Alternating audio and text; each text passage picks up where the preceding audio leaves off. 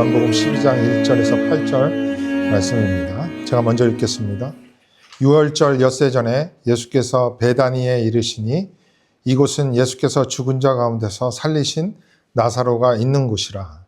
거기서 예수를 위하여 잔치할세 마르다는 일을 하고 나사로는 예수와 함께 앉은 자 중에 있더라. 마리아는 지극히 비싼 향유 곧 순전한 나드 한 근을 가져다가 예수의 발에 붓고 자기 머리털로 그의 발을 닦으니 향유 냄새가 집에 가득하더라. 제자 중 하나로서 예수를 잡아줄 가룟 유다가 말하되 이 향유를 어찌하여 300데나리온에 팔아 가난한 자들에게 주지 아니하였느냐 하니 이렇게 말하면 가난한 자들을 생각함이 아니요 그는 도둑이라 돈깨를 맞고 거기 넣는 것을 훔쳐 가미러라. 예수께서 이르시되 그를 가만두어 나의 장례할 날을 위하여 그것을 간직하게 하라. 가난한 자들은 항상 너희와 함께 있거니와 나는 항상 있지 아니하리라 하시니라. 아멘. 교회를 좀 다니신 분들은 오늘 함께 읽으신 본문의 내용을 들어보셨을 것이고 또 너무나 잘 알고 계시리라고 생각됩니다. 300데나리온이나 되는 값비싼 향유를 주께 바친 마리아의 헌신을 본받아서 우리 역시 자신의 가장 귀한 것을 들여 봉사나 헌신을 해야 한다는 설교의 본문으로 정말 많이 애용하고 있기 때문입니다. 마태복음 26장이나 마가복음 14장을 보면 이와 유사한 내용을 기록하고 있는데 거기에는 이런 말씀까지 기록하고 있어요. 똑같으니까 마가복음 14장 9절만 볼게요. 내가 진실로 진실로 너희에게 이르노니 온 천하에 어디서든지 복음이 전파되는 곳에는 이 여자가 행한 일도 말하여 그를 기억하리라 하시니라. 이 말씀을 봐라.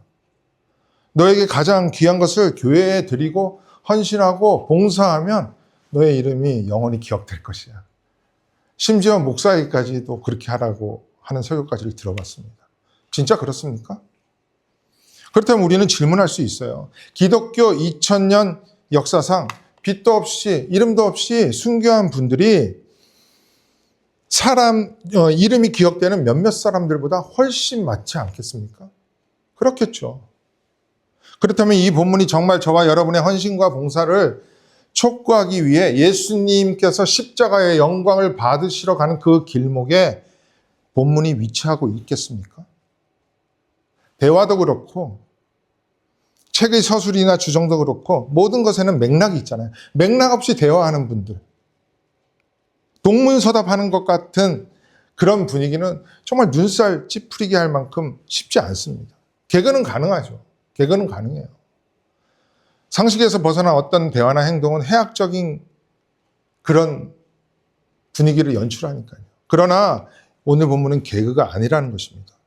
요한복음의 전반부인 표적의 책을 오늘 마무리하면서 영광의 책으로 넘어가는 데 있어 브릿지, 힌지 역할을 하는 오늘 본문의 내용을 좀 더 정확하게 파악하기 위해서 이 스토리가 요한복음 전체에서 어디에 위치하고 있는지를 좀 살펴보도록 하겠습니다.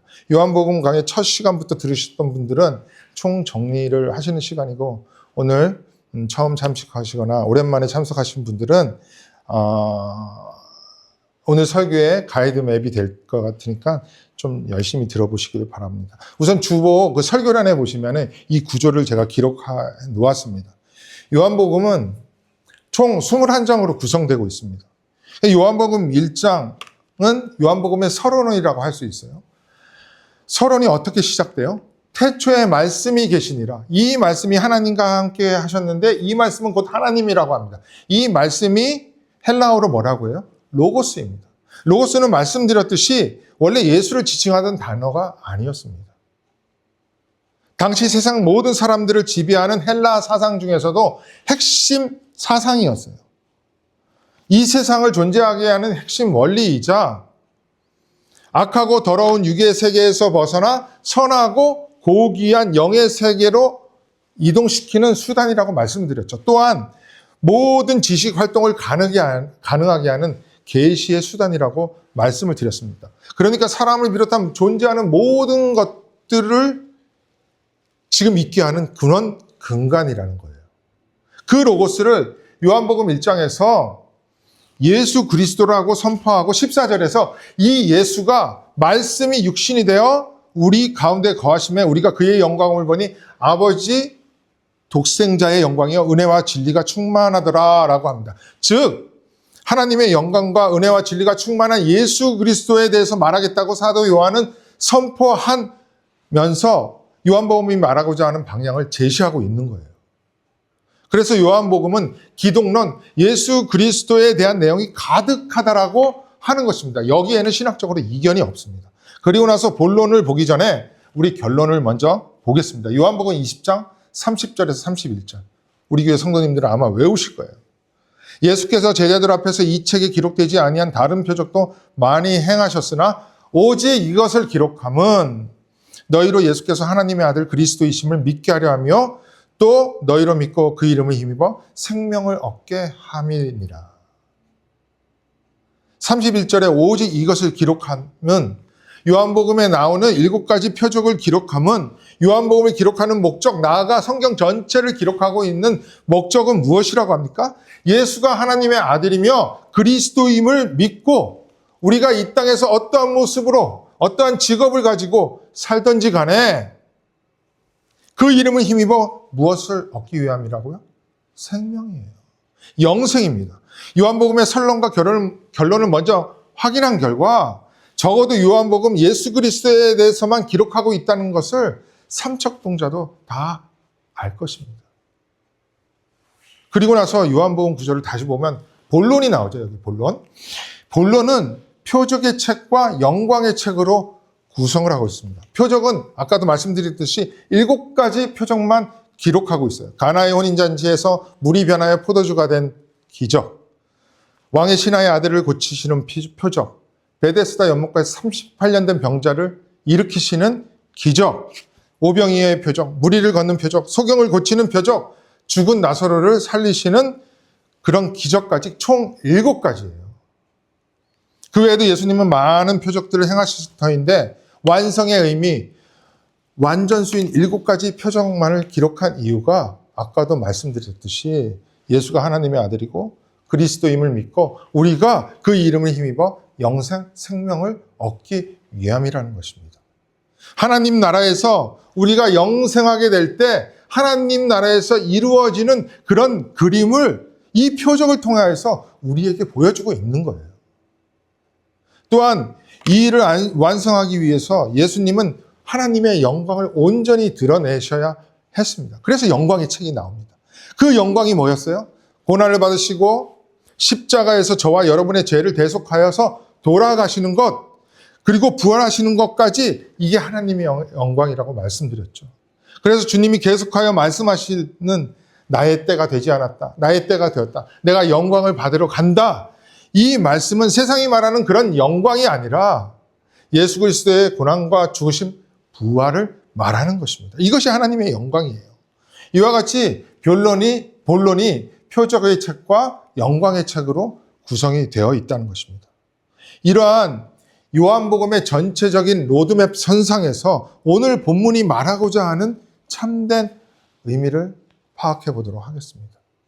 오늘 본문은 예수님이 공생의 기간 모든 사역의 마무리 단계인 영광을 받으시기 위한 시간이 되었을 때 일어난 사건입니다. 고난을 받고 십자가에서 죽으셔야 하는 시간이 되었을 때 오늘 본문 1절에서 이렇게 말하고 있습니다. 유월절 엿새 전에. 그러니까 유대인의 3대 명절 중에 하나인 유월절이 다가오고 있었다는 거예요. 예수님의 생애 마지막에 있었던 유월절입니다. 그러면 우리는 유월절 하면 무엇이 딱 머리에 떠오르세요? 유월절. 여호와의 사자? 어린 양의 피? 해방? 출애굽? 그렇죠.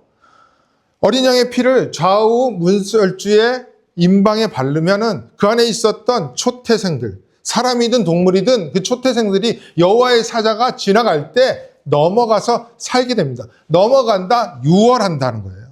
그러나 피를 바르지 않는 그런 집안의 장자와 초태생들은 다 죽었습니다. 이 일을 계기로 이스라엘이 400여 년 동안 포로 생활했던 애굽에서 나와서 가나안 땅을 향하게 됐잖아요. 즉 세상의 권세에 사로잡혀 노예 생활을 하며 죽음만을 향하던 그 자들이 이 어린 양의 피로써 해방, 자유하게 되어 살아나게 되어 그것을 기념하는 절기가 유월절이라는 거예요. 이러한 유월절에 유대인의 유월절이 시작될 즈음에 주님께서 어디에 가셨다고 해요?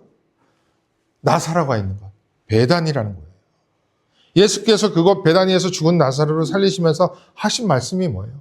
지난주 본문 말씀이었는데 요한복음 11장 25절에서 26절 말씀입니다. 이거 함께 읽도록 하겠습니다. 시작. 예수께서 이르시되 나는 부활이요 생명이니 나를 믿는 자는 죽어도 살겠고 무릇 살아서 나를 믿는 자는 영원히 죽지 아니하리니 이것을 내가 믿느냐. 예, 이 말씀을 하시고 이미 죽은 지 나흘이나 되는 나사로를 무덤에서 나오게 하셔서 그를 꽁꽁 동여매고 있는 베옷을 벗겨놓으라. 풀게 하여서 다니게 하라고 명령하십니다. 마치 죄와 사망의 권세에 꽁꽁 묶여져 영원히 죽을 수밖에 없는 나사로. 그 나사로는 저와 여러분의 모습입니다. 죄와 권세를 풀어놓아 자유케 하셨다는 거예요. 영생하게 하셨음을 의미하는 것입니다. 그렇게 예수 그리스도의 사역의 시그니처인 영생, 부활, 생명을 보여주신 그곳 베다니는 오늘 유월절 어린 양으로서 그 사역의 절정, 하나님의 영광을 보여주셔야 하는 그 시점에 가장 적절한 장소였을 거예요. 그래서 하나님의 영광을 드러내기 위해 십자가로 향하는 바로 그 길목에서 예수님은 베다니로 가셨던 것이죠. 그러자 그곳에서 잔치가 열립니다. 2절 보세요. 거기서 예수를 위하여 잔치할세 마르다는 일을 하고 나사로는 예수와 함께 앉은 자 중에 있더라. 누구를 위하여 잔치했다고요? 예수를 위하여. 그곳에 누구와 누가 앉아 있어요? 나사로와 예수가 함께 앉아 있다는 거예요. 죽음에서 살아난 나사로. 그런데 생명 영생이신데 곧 죽으셔야 하는 예수가 함께 앉아 있었다고요. 여러분, 생명과 죽음이 교차되고 있는 거예요, 지금. 생명이신 예수가 유월절 양이 되어서 당신의 생명을 내어주시고 나사로, 즉 저와 여러분이 영원한 사망에서 생명으로 옮겨지게 되는 사건이 나사로와 예수가 함께 앉은 이 장면을 통하여서 오버랩되고 있다는 거예요.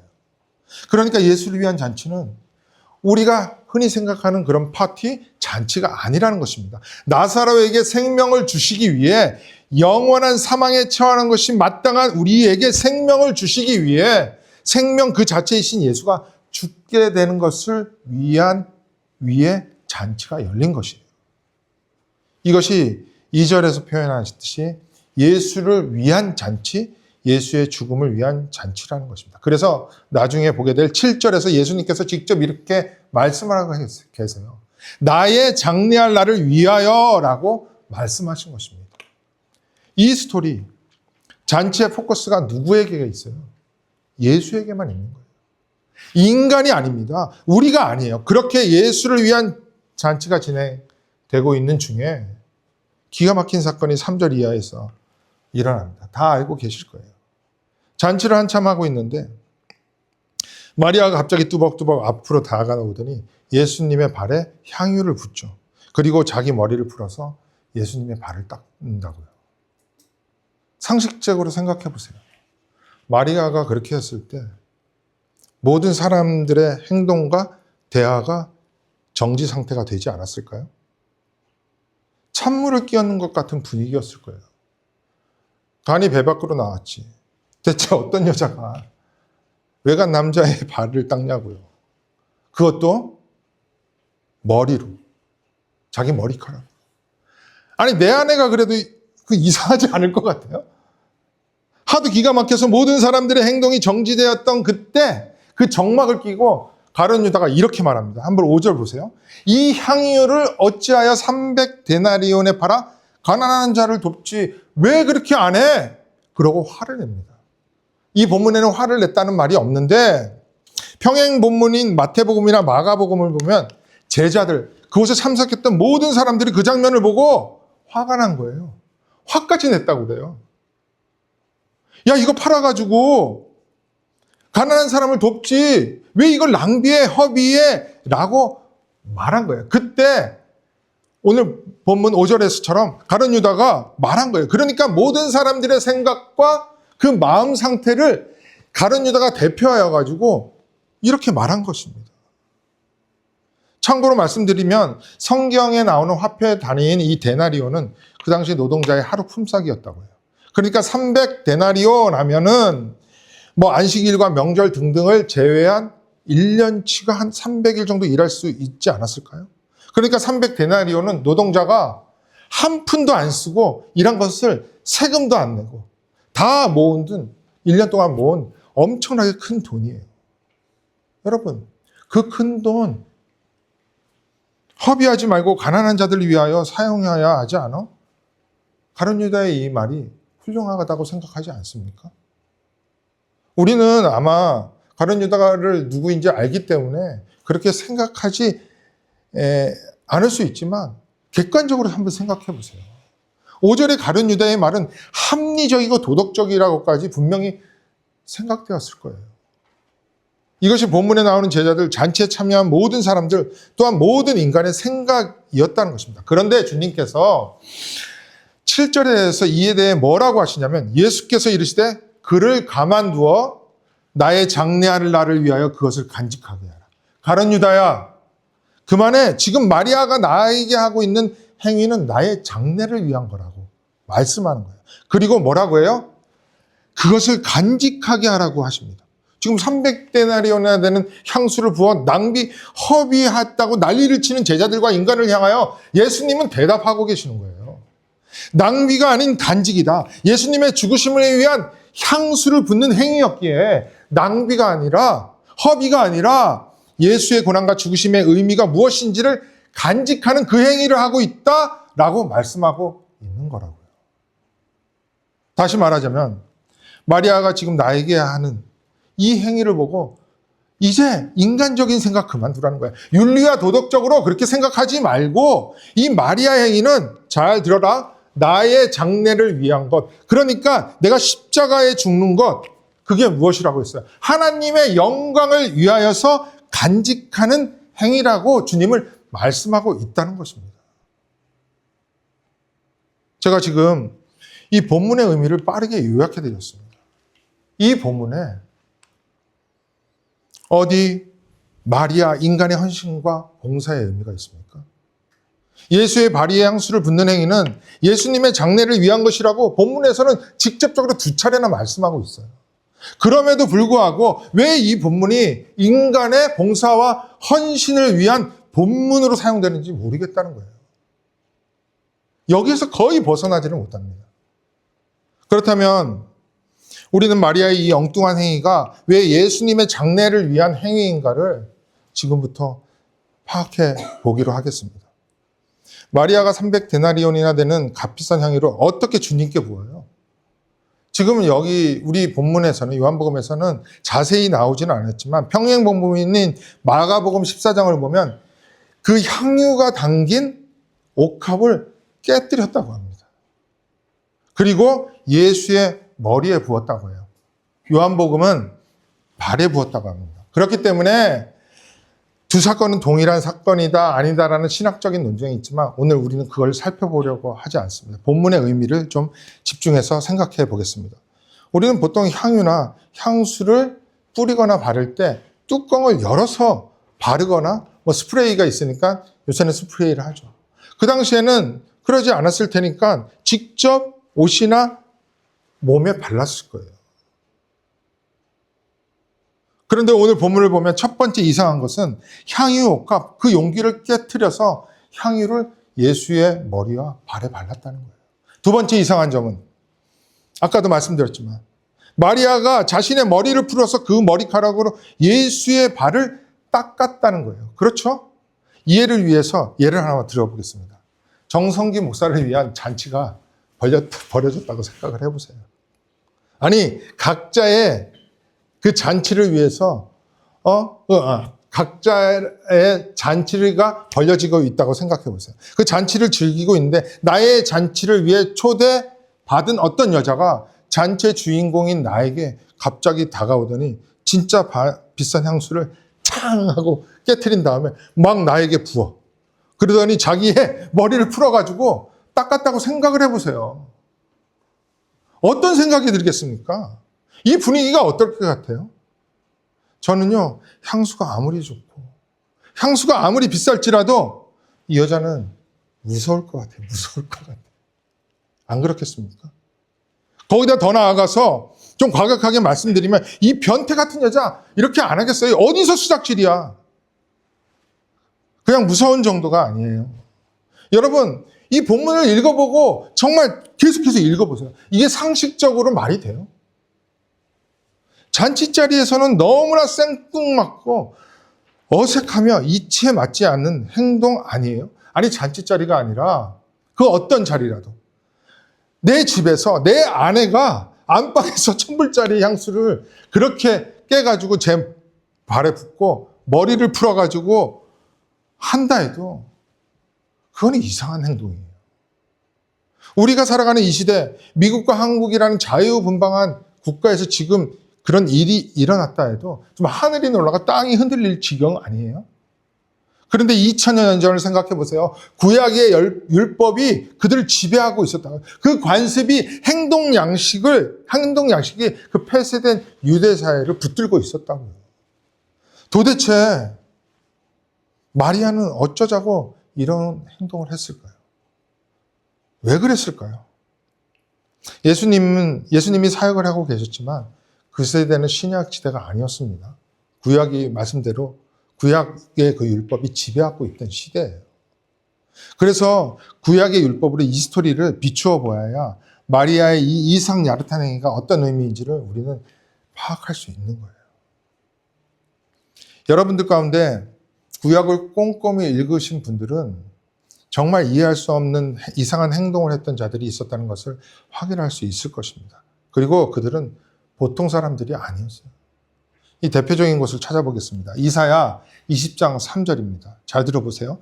여호와께서 이르시되 나의 종 이사야가 3년 동안 벗은 몸과 벗은 발로 다니며 애국과 구스에 대하여 징조와 예표가 되었느니라.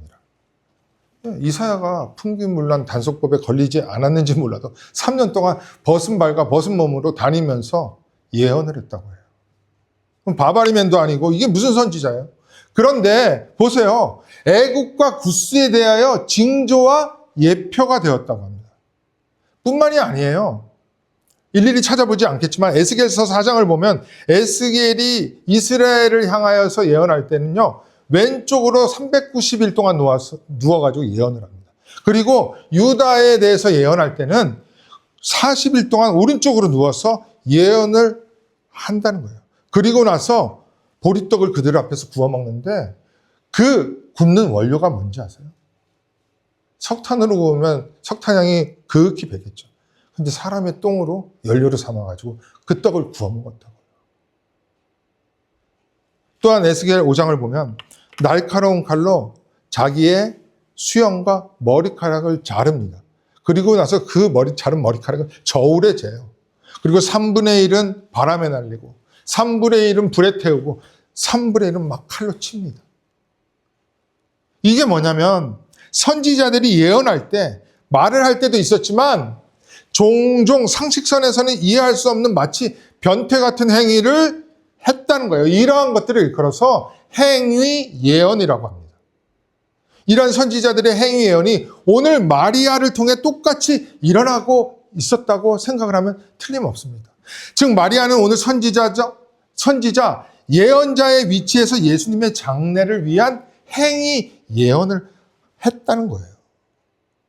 이해를 하시겠죠? 그래서 모든 이들이 마리아의 이 변태 같은 행위에 당황하고 황당해하면서 분을 내고 경악하고 있던 그때 가장 황당해하고 당황해야 하는 예수님께서 전혀 당황하지 않으시면서 그냥 내비둬. 내 장래를 위한 행위를 하고 있는 거야 라고 말씀하신 거예요.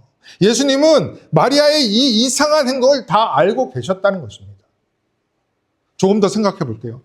어떤 사람에게 기름, 향유를 붓는다는 것을 히브리적 문화에서 생각을 해보도록 하겠습니다.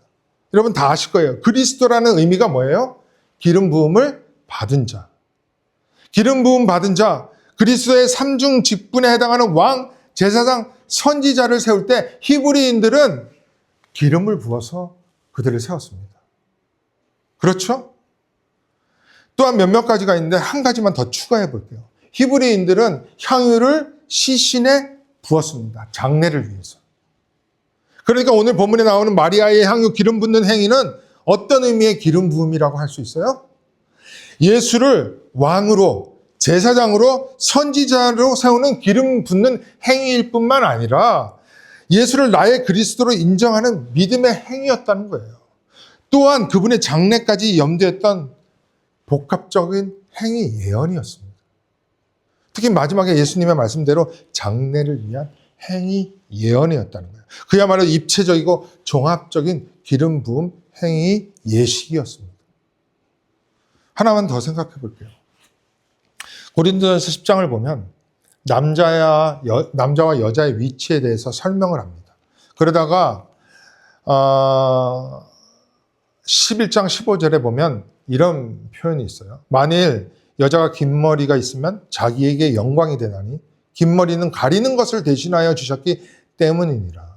마리아가 생각해서 자신의 머리를 풀어서 그 머리카락으로 주님의 발을 닦아 주었다면 아마도 긴 머리였을 거예요. 그 긴 머리여는 오늘 말씀 11장처럼 역시 영광이었을 것입니다. 자신을 가려주는 영광이었을 거예요. 그런데 마리아는 자기를 가려주는 자신의 영광이었다는 머리를 풀어 헤치죠. 이게 무슨 말이에요? 자기가 가리고 싶은 모든 것을 다 드러냈다는 의미예요. 이 여인이 머리를 풀어버리는 것이 구약의 율법, 관습법인 그 관습법이 그대로 적용되었던 그 시대에는 또한 어떤 의미였는지 좀 생각해 보도록 하겠습니다. 민수기 5장 18절입니다. 보세요. 여인을 여호와 앞에 세우고 그의 머리를 풀게 하고 기억나게 하는 소재물, 곧 의심의 소재물을 그의 두 손에 두고 제사장은 저주가 되게 할 쓴물을 자기 손에 들고. 시간상 앞뒤 말씀을 읽지 않았는데 이게 어떤 상황이냐면은 간음한 여인의 부정을 밝히는 절차에서 여인이 제사장 앞에서 이렇게 머리를 풀게 되잖아요. 그러면은 자신이 진짜 간음한 여인, 부정한 여인이었다는 것을 인정하는 행위였다고요. 그러니까 히브리 여인들은 어떠한 상황 가운데서도 자기의 머리를 풀어 헤치지 않는 것이 일반적이었습니다. 왜냐하면 그 머리를 푸는 순간 나는 부정한 여인입니다 라고 드러내는 것이기 때문에. 그리고 히브리 사회에서는 종의 계급이 여러 가지가 있다고 말씀드렸죠. 그중 가장 낮은 계급이 어떤 종이었어요? 주인의 발을 닦는 종이었습니다. 종 중에서 가장 낮은 계급인 종은 그야말로 잘하는 게 없잖아요. 인격이 없는 것처럼 취급을 받았다는 거예요. 그게 종의 개념이잖아요. 마리아는 지금 발을 닦고 있어요. 예수님의 발을. 그 자리까지 스스로 내려간 거라고요. 지금까지 말씀드린 모든 내용을 종합해서 생각해서 정리하겠습니다. 베달이라는 동네는 지금으로 말하자면 판자촌이었습니다. 국민 절대 다수가 가난했는데 그 중에서도 판자촌에 살았다면 정말 가난했을 거라고요. 거기에 사는 이 여인에게 유일한 영광이었던 머리, 그 머리를 풀어 헤침으로 자기가 가리고 싶었던 수치를 다 드러냈다고 할 수 있는 거예요.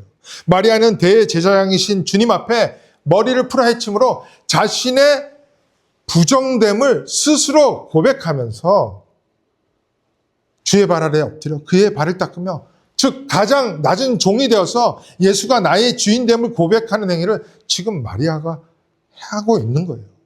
그러니까 마리아의 행동 하나하나가 전부 자신을 철저하게 부인할 뿐만 아니라 부정한 여인이었음을 고백하는 행위였다는 것입니다. 반면 예수께 기름을 부음으로 왕, 선지자, 제사장, 즉 그리스도임을 인정하는 동시에 장례를 위한 기름 부음으로 하나님의 영광이 어떻게 드러나게 될지를 드러내는 복합적인 행위 예언을 한 거예요. 이와 같은 마리아의 행위, 그 모습은 실상 교회, 성도의 모습이어야 한다는 것입니다. 저와 여러분의 삶이어야 한다는 것이죠.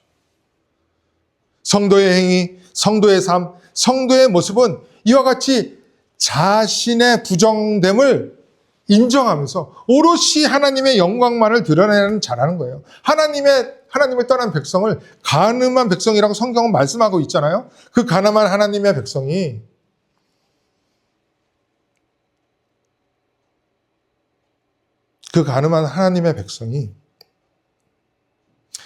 하나님 앞에 설 때 어떻게 자기의 부정됨을 부정하지 않을 수 있겠습니까?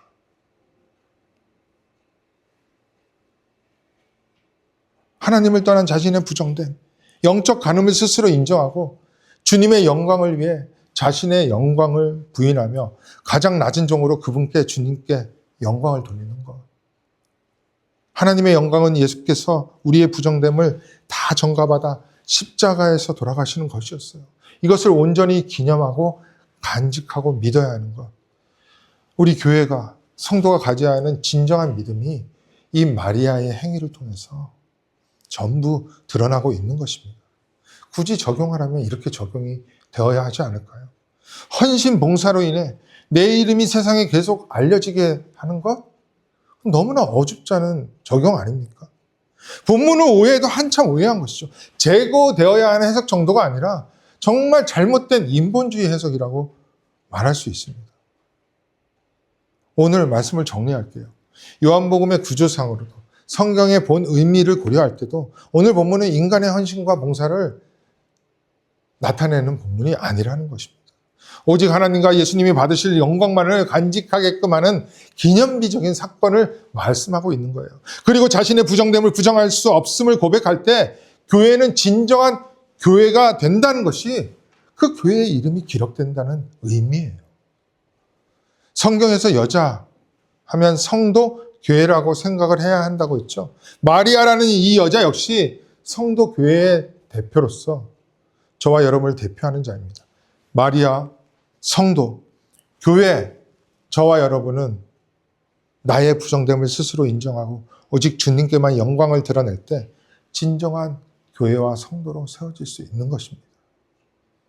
예수님은 저와 여러분의 그 부정함 때문에 받아야 할 고난을 대신 받으시고 십자가에서 죽은 것입니다.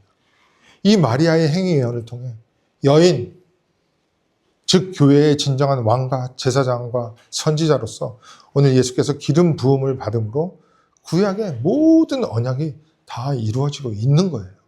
사랑하는 우리 그리스도 반석교회 성도 여러분, 교회인 저와 여러분이 오늘 그렇게 세워진 것입니다. 그렇다면 오늘 우리는 하나님 앞에 어떤 헌신을 할 수 있겠습니까? 오늘 본문의 마리아와 같이 하나님을 떠났던, 영적으로 간음했던, 부정했던 나의 이전 상태를 절대 잊어서는 안 됩니다. 또한 나의 영광으로 삼았던 머리를 풀어 헤침으로 나의 부정됨을 부정하지 않고 나의 대제사장이신 예수님 앞에 매 순간 무릎 꿇는 수밖에 없어요. 그리고 오직 주의 은혜로 살아나게 되었다는 것을 인정하고 또 회복되었음을 감사하면서 믿으면서 하루하루를 믿음의 주여 또 온전케 하시는 우리 주 예수 그리스도의 영광인 십자가만을 바라보는 것입니다. 이곳에 계신 모든 분들이 주님께 합당한 기름을 부어드림으로 진정한 교회가 되어서 일평생 오직 하나님의 영광, 그 죽으심과 부활하심만을 간직하시는 귀한 믿음의 형제자매님들이 다 되시기를 주님의 이름으로 축원드립니다.